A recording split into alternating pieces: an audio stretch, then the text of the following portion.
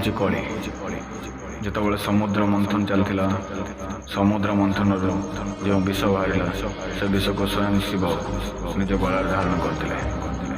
ସେ ବିଷର କିଛି ବୁନ୍ଦ ମୋ ଶରୀର ଉପରେ ପଡ଼ି ମୋ ଶରୀର ସମ୍ପୂର୍ଣ୍ଣ ନଷ୍ଟ ହୋଇଗଲା, କିନ୍ତୁ ମୋର ଆତ୍ମା ସେତେବେଳେ ଜୀବିତ ଥିଲା।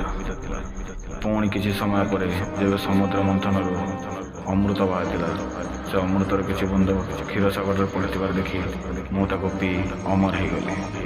କିନ୍ତୁ ମୋର ଯୁଗ ଆରମ୍ଭ ନ ହୋଇଥିବାରୁ ମୁଁ ଅପେକ୍ଷା କରିଥିଲି। ଯେବେ ମୋ ଯୁଗର ଆରମ୍ଭ ହେଲା, ମୁଁ ମଣିଷ ଶରୀରରେ ପ୍ରବେଶ କରି ଅନ୍ୟାୟ ଅତ୍ୟାଚାର କରି ମୋର କାୟା ବିସ୍ତାର କରିବାରେ ଲାଗିଲି। ଏସବୁକୁ ଦେଖି ରାଜା ପରୀକ୍ଷିତ ମୋତେ ଦଣ୍ଡ ଦେବାକୁ ବାହାରିଲେ। ମୁଁ ସ୍ୱୟଂ ମୋ ନିଜ ରୂପରେ ଆସି ରାଜା ପରୀକ୍ଷିତଙ୍କୁ ତାଙ୍କ ରାଜ୍ୟରେ ପ୍ରବେଶ କରିବାକୁ ଅନୁମତି ମାଗିଥିଲି।